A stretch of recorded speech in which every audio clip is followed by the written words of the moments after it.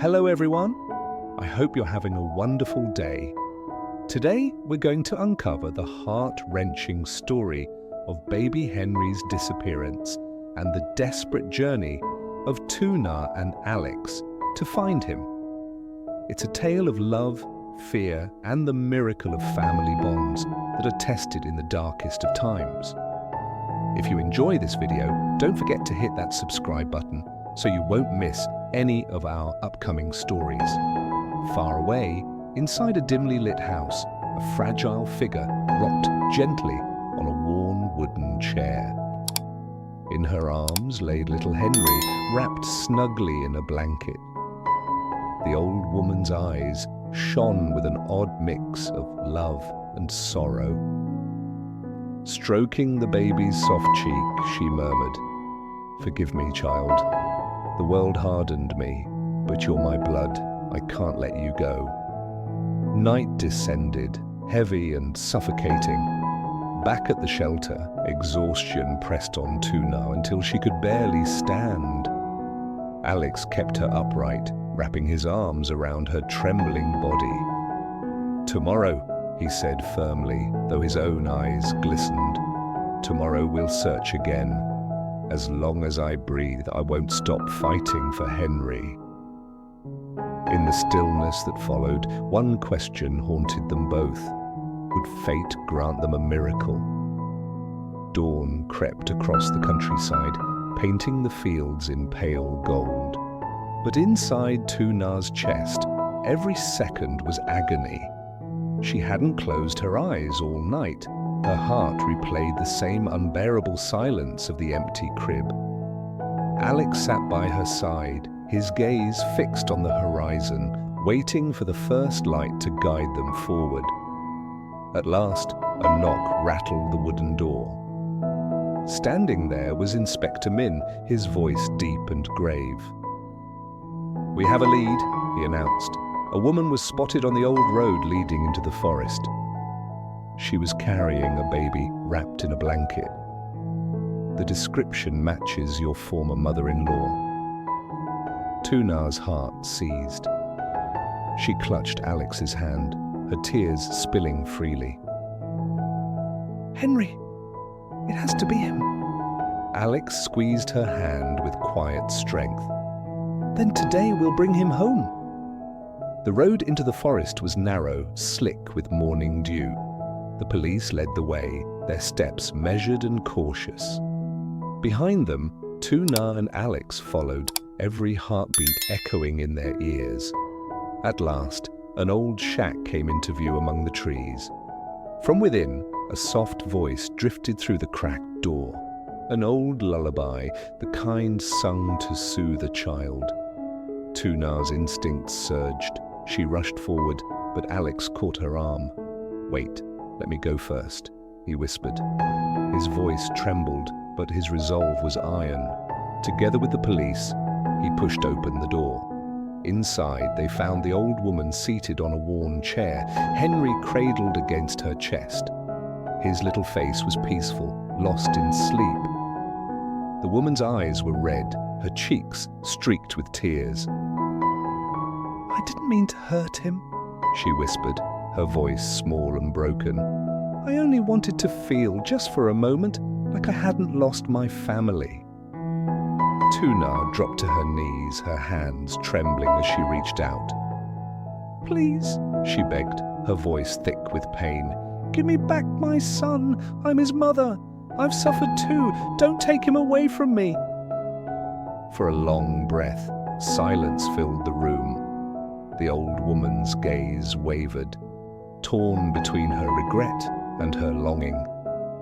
Finally, with tears streaming down her face, she placed Henry gently into Tu Na's arms. "Take care of him better than I took care of his father," she whispered, her voice breaking. "I have no right to hold him anymore." Tu Na clutched Henry tightly against her chest, sobs of relief shaking her body. Alex wrapped his arms around them both, his own tears spilling freely as he kissed Henry's tiny head. The police stepped forward, but even they softened in the face of the old woman's despair.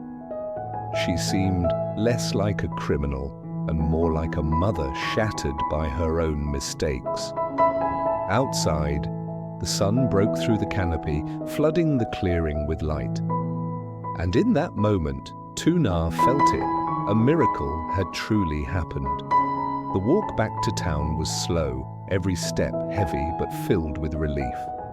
Tu Na couldn't stop kissing Henry's forehead, as though she feared he might vanish again if she let go.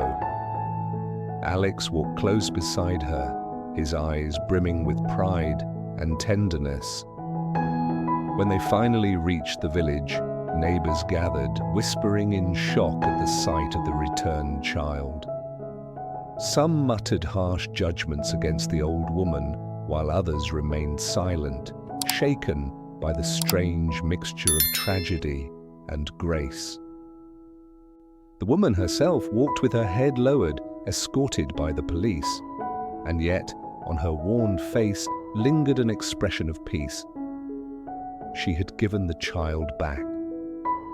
Inside the shelter, Tu Na collapsed onto the tatami mat, Henry pressed firmly to her chest. Tears poured down her face. "Thank you, Lord," she whispered.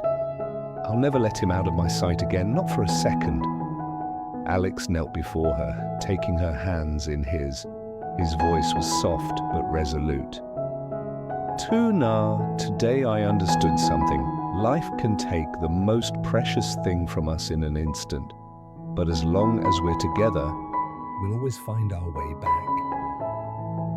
Henry stirred in his mother's arms, opening his tiny eyes just long enough to flash a faint smile.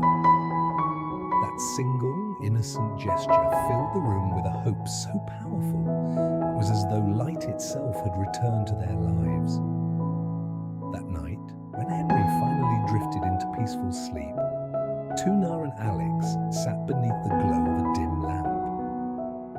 The silence was gentle this time, not crushing, but filled with unspoken gratitude. "Do you think we'll ever be able to forgive her?" Tu Na asked quietly, her gaze lost in the flicker of the flame. Alex thought for a long moment before answering. "Forgiveness isn't easy.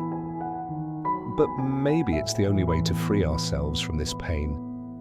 She acted wrongly, yes, but she was broken inside too. Maybe, with time, we'll understand." Tu Na lowered her eyes, stroking Henry's soft hair. For the first time in what felt like forever, she allowed herself to imagine a future where peace was possible, a future where Henry could grow in love, untouched by the ghosts of the past. Outside, the night wind rustled through the fields, a song of hope carrying across the land. And within the hearts of Tu Na and Alex, one certainty bloomed. After every storm, there is always a miracle that brings back the light. The days that followed Henry's return were a whirlwind of emotions. Relief and joy mingled with exhaustion, but beneath it all, a deep unease lingered. Tu Na couldn't erase from her mind the image of her son's empty crib, nor the haunting silence that had once filled the house. Every night, as Henry slept peacefully, she would lean over his tiny body again and again, checking that he was still breathing, that his chest still rose and fell. Even in daylight, her heart clenched whenever she turned her gaze away from him. Alex noticed the change. He saw the way her eyes darted to Henry every few minutes, the way her hands tightened protectively whenever someone else came near. He longed to bring her peace again, to remind her that life could be safe and steady. One evening, he took her hand gently. "Tu Na," he said softly, "we have to learn to move forward. Henry needs to see you strong, not consumed by fear." She wanted to believe him, but the wound inside her heart remained raw. What troubled her even more was the memory of the old woman, her former mother-in-law. The one who had once rejected her so cruelly had wept while holding Henry, not with malice, but with regret.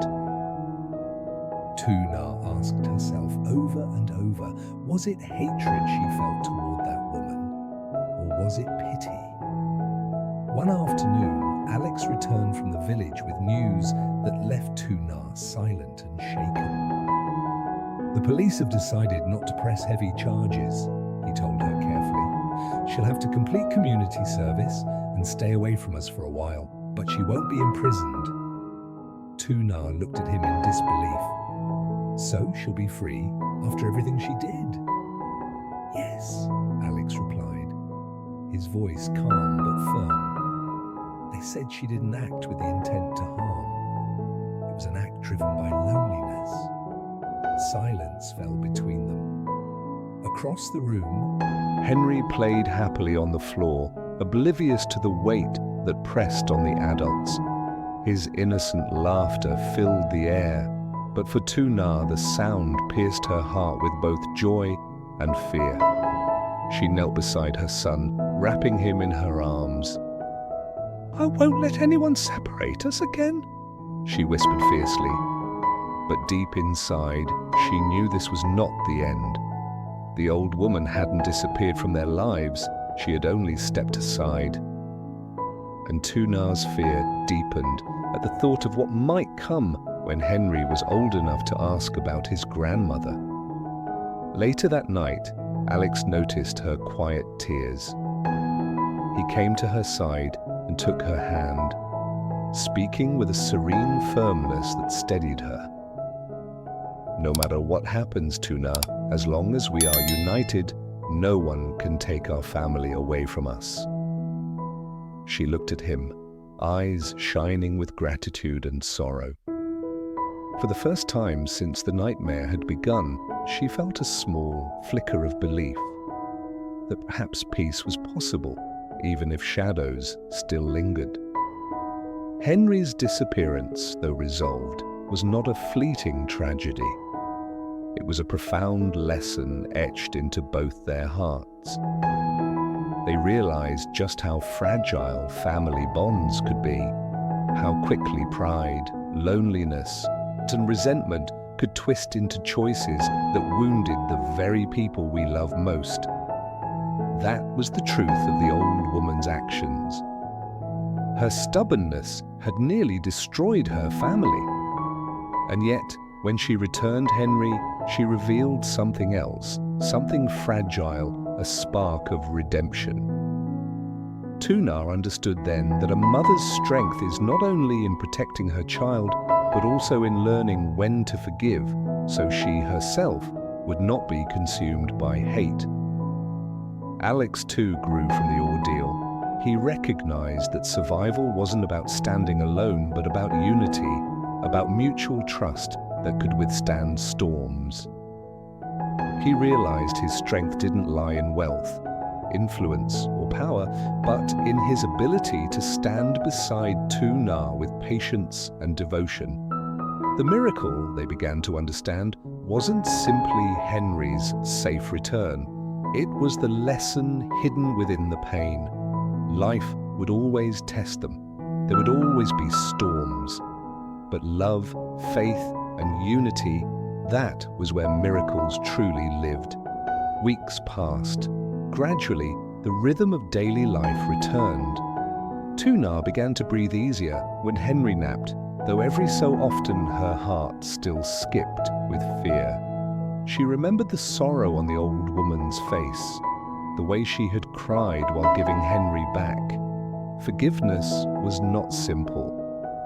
It did not mean forgetting or excusing the harm. Instead, it meant acknowledging that human beings are shaped by their wounds, their weaknesses, and their loneliness. The old woman had acted out of desperation, a deep ache of being unloved.